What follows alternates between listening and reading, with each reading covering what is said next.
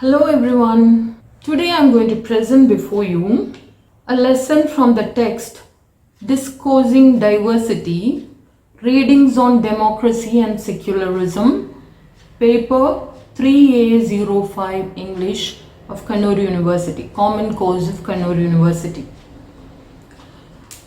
And I am going to talk on the lesson The Story of a Dalit Woman's Education and Job by Kumud Pode. I will go on to give an introduction to the author Kumud Pode. Srimati Kumud Pode, born as Kumud Somkuwar in a Phuleite Ambedkarite, economically prosperous Maher family of Nagpur. She was born on November 18th, 1938. She is remarkable because she is the first woman to complete her master's in Sanskrit literature, facing caste discrimination throughout. The themes of her writings range from Vedic Smritis to Phule Ambedkarite ideology. Kumud has articles written on classical literature and women's movement also. She was a president of the All India Progressive Women's Organization. This lesson is a part of incidents from her life. You can also call it the autobiography called Antasphot, which means the inner burst. And it details her relentless pursuit of education to major in a language and literature, the learning of which was denied to caste like that of hers from time immemorial. It also tells us about her fervent and determined search for a job, facing taunts and caste abuses, boldly and reaching out to even the then Prime Minister of India, Jawaharlal Nehru. So that was and in spite of all hurdles, she became the head of the Department of Sanskrit, Government College, Amravati, Maharashtra. And she was able to live up to her dreams, and she talks about her struggles and achievements. Now I will go to the lesson and I will give a quick explanation. The story of a Dalit woman's education and job. Against all obstacles, I at last matriculated. On seeing the marks I got for Sanskrit, I said I'll do an MA in Sanskrit. Our neighbors laughed as they did before. So her dream was to become a lecturer in Sanskrit. Some college lecturers and neighbors and lawyers and all those people laughed at her, joked at her. They said, "How can it be possible? It isn't so easy to do an MA in Sanskrit. You shouldn't make meaningless boasts. You should know your limitations." The discouragers said that, those who discouraged were from her own caste. So that was the strangest part. But their words could not turn me from my purpose. I didn't reply. I wanted to answer them by my action. For that, in order to take an MA, I would have to go to the famous Morris College. Now she goes on to talk about the college in which she desired to join. She had heard so many things about the college from her friend's sister. And she heard about the learned professors with their cultivated tastes, about the mischievous male students, the beautiful girls, and the huge library. Though she had heard about all these things, her interest was limited to the professors who would teach her and to the library. And so she joined the college. The Hindus from the high caste areas used to taunt me.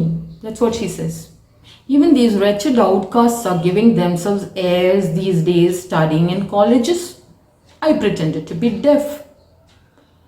So she was encouraged by Savitri Bai Phule and Jyotibai Phule's zeal for women's education. I will continue with the text.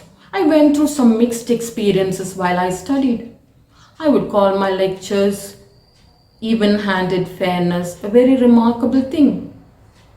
I was never scared by the prejudice of which repute and rumor had told me.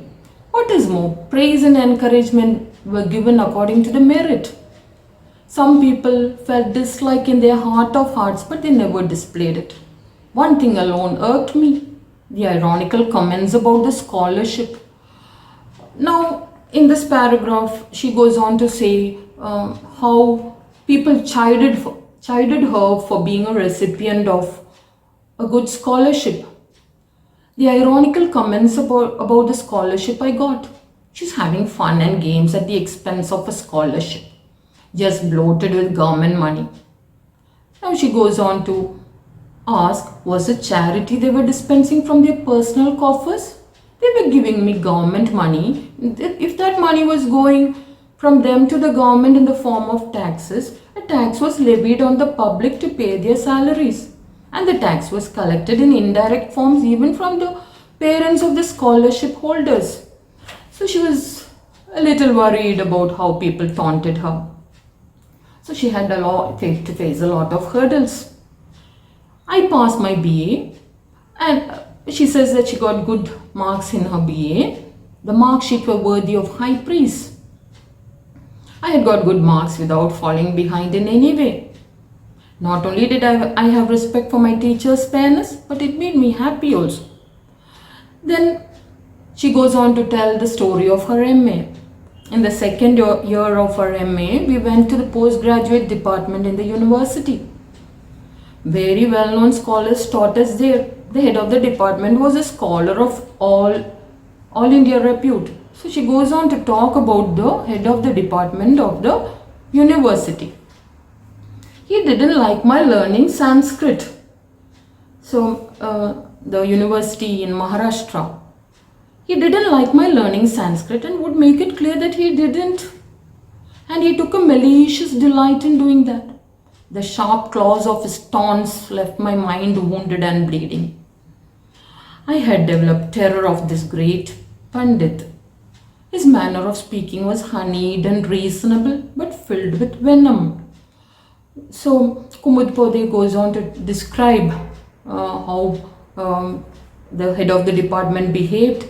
His manner of speaking was honeyed and reasonable, but filled with venom. I would compare him with Gokhale Guruji. So in her younger days, when she was studying at school, she had Gokhale Guruji as a master, who was so encouraging. I couldn't understand why this great man with a doctorate, so famous, and now she continues to compare her HOD, head of the department, with Gokhale Guruji. And Gokhale Guruji was so good, but she talks about the hidden nature of the head of the department. I couldn't understand why this great man with a doctorate, this man in his modern dress, who could eloquently delineate the philosophy of the universal being with such ease, explain difficult concepts in simple terms, could not practice in real life the philosophy in the books he taught. So he was hypocritical, and this worried Kumudpode. This man had been exposed to modernity. Gokhale Guruji was orthodox, yet one had been shriveled by tradition, the other enriched by it.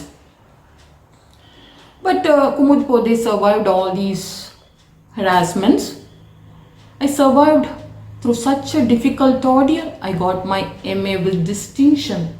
She proudly says she got her MA with distinction.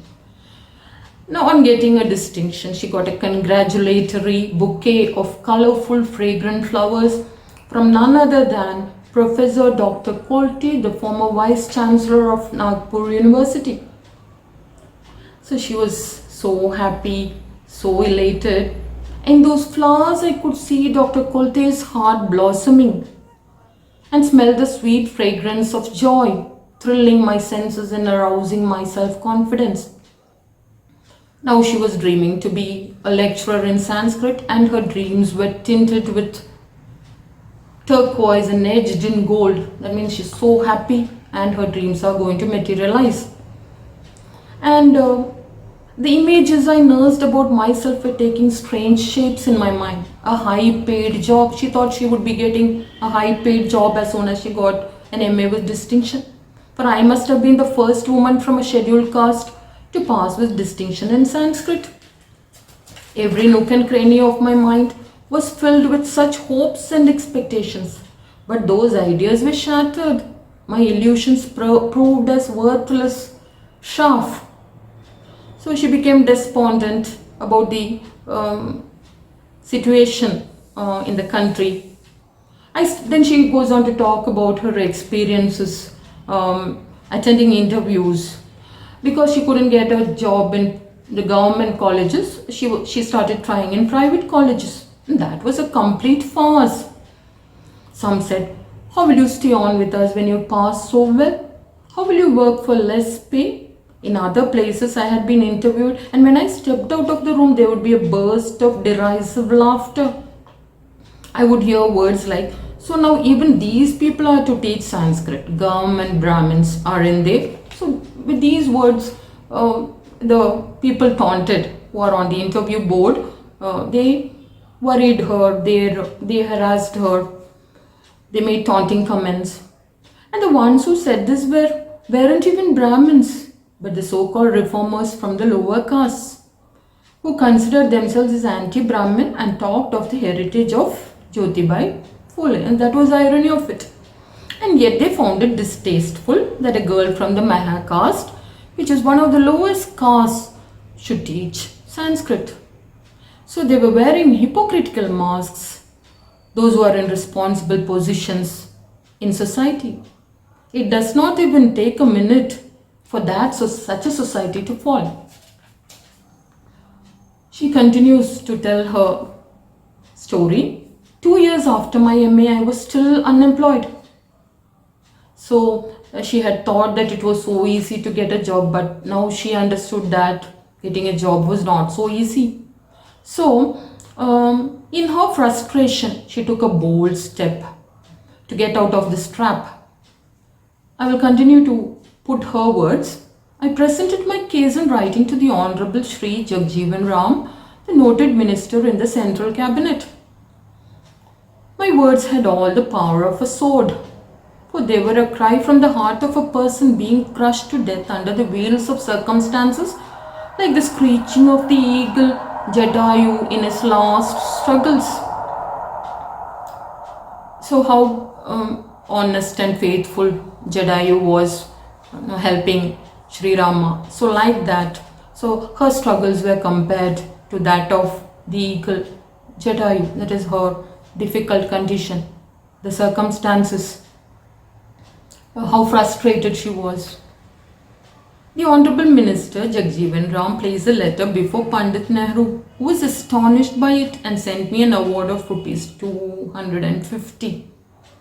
And the letter, he asked her to meet the Chief Minister of Maharashtra. And accordingly, the Chief Minister of that time, Yashwantrao Chavan, sent me a telegram asking me to meet him. But finally, I got to see the Sahib, that's a Chief Minister. Now I thought I would get a job at once. A naive expectation.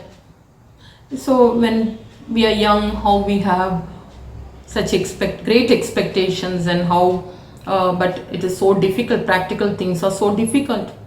The Chief Minister made fulsome promises in his own style. We'll make efforts for you, but you won't get a job in minutes. It will take us some time. And with the assurance came a fine speech that qualified as an example of literature. So how the Chief Minister goes on to make a speech. A student of Sanskrit is intoxicated with idealism. It's a deeply felt personal desire. You shouldn't run after a job. Involve yourself in research. Pursue your higher studies. Now, this speech made her so angry. The controls of endurance that restrained me started to break rapidly. And Sahib, if you can't give me a job, tell me clearly. I don't want promises. Promises keep false hopes alive. Research is a fruit of mental peace. How do you expect expect me to have mental peace when I'm starving? And I'm tired of speeches. I was fed up with life. So this shows absolute the frustration of a jobless person in spite of working hard and getting a distinction. So now she wonders at her courage to talk to the chief minister like this, a powerful person. Waiting for a job, I passed the first year of an MA in English literature. So by the time she did another postgraduate degree, an MA in English literature, it was an excuse to keep myself occupied. That year I got married. So now she talks about the situation in her life, a positive thing that happened in her life in a way. She got married, and that was an intercaste marriage. That is a story by itself. So in this lesson, she does not continue with that story, but she talks about the conclusion. That's a story by itself, a different glimpse of the nature of Indian society. Let that be the subject of another story. The surprising thing is that 2 months after my marriage, I got an assistant lectureship in a government college. Today I am a professor in the famous college where I studied. Those very walls are imbued with the respect I felt for that institution. So she was lucky enough to work in the same place that she had studied, and so she was filled with so much pride and admiration. But one thought still pricks me. The conclusion makes us thoughtful. See, but one thought still pricks me. The credit for Kumud Somko's job is not hers, but the name Kumud Pode. I hear that a woman's surname changes to match her husband's, and so does her caste. That is why I say that the credit of being a professor of Sanskrit is that of the presumed higher caste status of Mrs. Kumud Pode. So she married a person from the upper caste, and as a result she got a job. So when her name and her caste was changed, the final line lays stress on this fact: the caste of her maiden status remains deprived. I repeat that, it's a strong line. The caste of her maiden status remains deprived. So I have explained the anxieties through which she had gone. I spoke about the achievements that she gained, and later on how she got her job, and being so marginalized, being from a Dalit community, she was how with hard work and a big ambition, she was able to tide across all the problems and come out successful. And even then, reminding about the situation of the caste in India. So the question and answers will follow this lecture. Thank you for ardently listening to this explanation. Thank you. Now shall we have the short questions and answers? The first question: I shall do an MA in Sanskrit. Why did this statement cause laughter? Kumud Pode wanted to be a postgraduate in Sanskrit, the learning of which was denied to the Dalit community from ancient times. People ridiculed her desire. The second question: were the discouragers from her caste? Why did they discourage Kumud? The discouragers were from her own caste also. Some enlightened neighbors, enlightened within quotes, that is, she speaks in an ironical tone. Enlightened neighbors also laughed. They said that she might have got good marks, but it was not open to a person of her caste. Why does Kumud Pode use the adjective enlightened to refer to the neighbors? The neighbors laughed at Kumud Pode's desire to do an MA, though they included college lecturers and lawyers. They were narrow-minded, and so Pode ironically called them enlightened. Where did Kumud do her BA? What did she know about the institution? That's the fourth question. She joined Morris College. She knew that the professors were learned and had cultivated tastes. She knew of the beautiful girls, the mischievous boys, and the huge library. She was more interested in the professors and the library.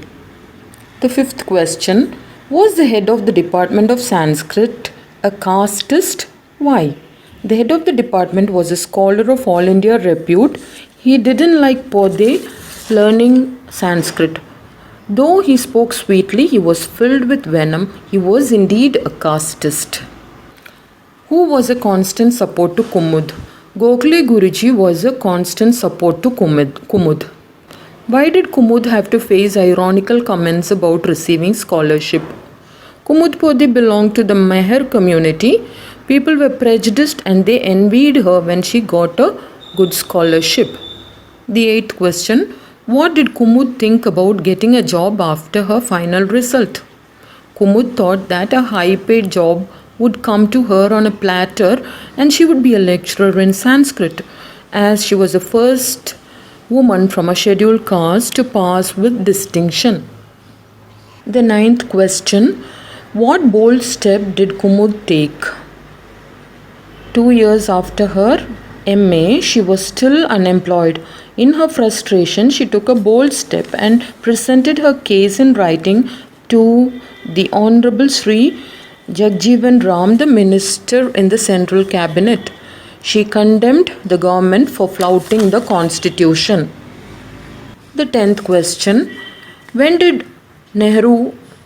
how did Nehru feel about Kumud's case? When Nehru knew Kumud's case, he was astonished and also sent her an award of rupees 250. He also asked her to meet the chief minister. The 11th question: what was Kumud's response to the chief minister when he advised her to do research? The minister's was a fine speech and what she wanted was a job. Frustrated, she said that research was the fruit of mental peace and one cannot have it when one was starving. What did the interviews teach Kumud? The interviews to private colleges were a farce. The 13th question: did her marriage to an upper caste male have anything to do with her getting a job soon after? The credit of being a professor of Sanskrit went to that of the presumed higher caste status of Mrs. Kumud Pode, the surname she got after her marriage. What do you mean by scheduled caste? Which caste did Kumud belong to? Scheduled caste was the official name given to the previously untouchable caste designated in the Indian Constitution. She belonged to the Meher community.